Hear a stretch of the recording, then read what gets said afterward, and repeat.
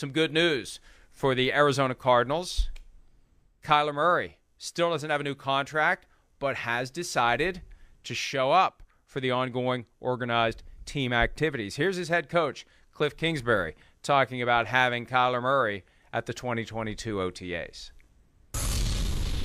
It's good. Yeah, it's good. I thought, having him, having Beecham, Pugh, Hollywood, Hump, that's always good. A lot of starters back, and so I thought the work was good, spirited, and it was nice. Is he giving you indication that he's going to remain out here, or is this a one-off? Do you know yet? You had to show up next time and see.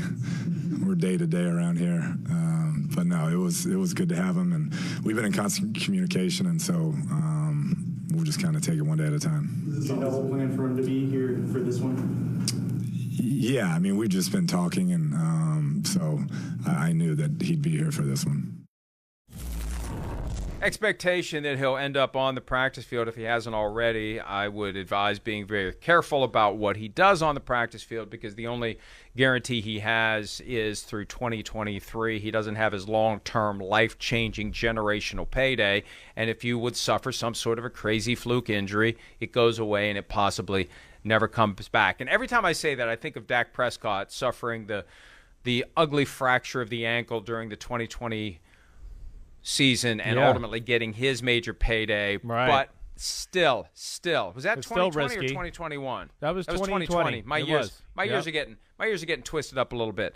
But there's still a very real risk. Dak Prescott, it worked out for him, but for some guys it works out and some guys it doesn't. You just don't want to take that chance. You don't want to roll the dice with your career, with your livelihood, with your ability to earn what you have already proven that you deserve. And maybe it's a sign they're working toward getting a deal done. Maybe that's the real takeaway here, that they have heard enough and seen enough that they are close to landing the plane on a new contract for Kyler Murray, that the Cardinals are doing enough, prioritizing it finally, getting past that mantra that we've heard over and over again, well, we've got other things to do, free agency and draft, free agency and draft, free agency and draft. We heard that last week, and the draft was a freaking month in the rearview mirror. Come on, Steve. Update your excuse for not paying Kyler Murray. But maybe something's happened in recent days that has made Kyler Murray more comfortable about the possibility of being there. Either way, look,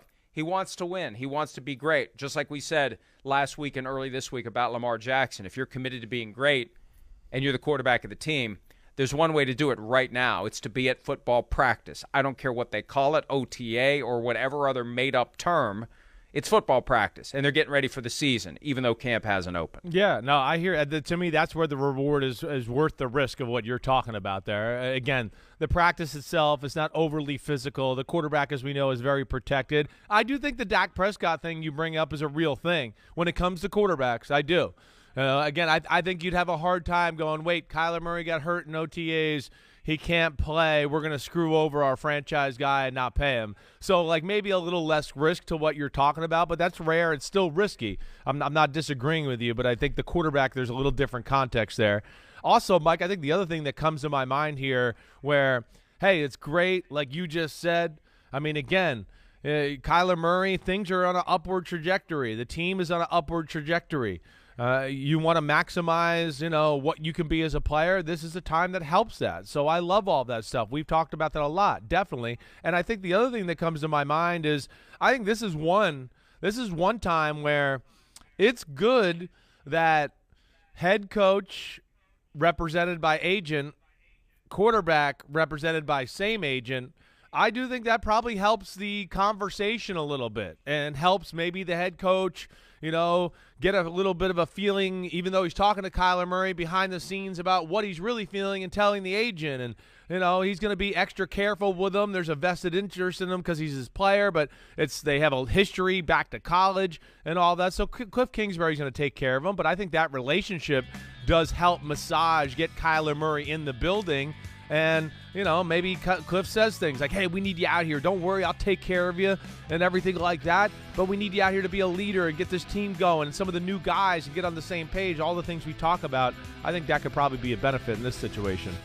Hey, Chris, one area where that definitely helped it put the kibosh quickly on the talk of Cliff Kingsbury being on the hot seat after his latest collapse. That graphic that we have, Cliff can't finish Kingsbury, where they went from 10-2 to limping to the postseason and getting quickly ousted by the Rams. There was that talk about Michael Bidwell being upset, and he's livid, and he's this, and he's that. And once there was a little saber rattling about if you do anything with Cliff, you got a problem with Kyler. Next thing you know, what happens? Cliff's got himself a new contract. So there is definitely some synergy at play here when the quarterback and the head coach are represented by the same agent. And there it is. Can't finish. I'm sorry.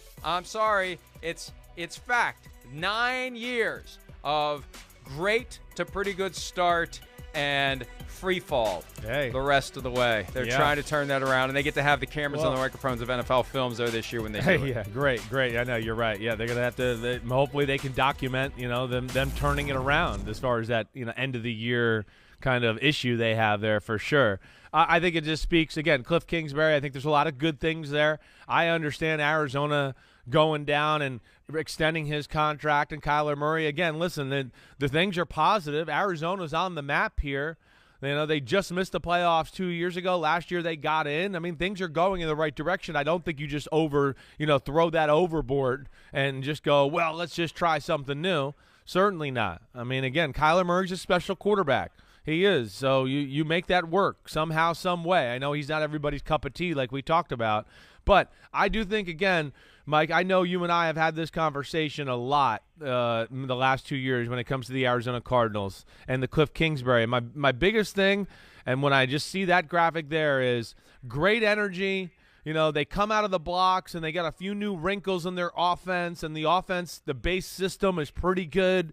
So, okay, it catches people off guard, but as we've seen almost every year here, when we get to about week 8 or 10, like you always talk about, and teams start to get enough information on what you've been doing week by week, I think Arizona is fairly easy to break down as the season goes on, and it gets a little simple, and teams start to go, I know what they're going to do in this formation or what they're going to do when this personnel sets on the field, and I think that speaks to maybe their biggest issue.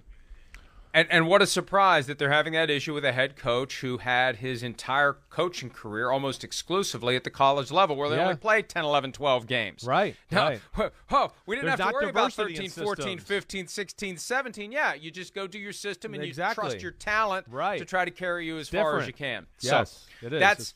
That's the challenge among others to figure out what this cause is. Remember, Budda Baker recently said they got comfortable down the stretch. That's on the coach. It's on the coach to keep the guys from getting comfortable. Whatever your mechanism is, the Sean Payton, don't eat the cheese, Bill Parcells in guys' faces when things are going well, even more aggressively when things are going not well.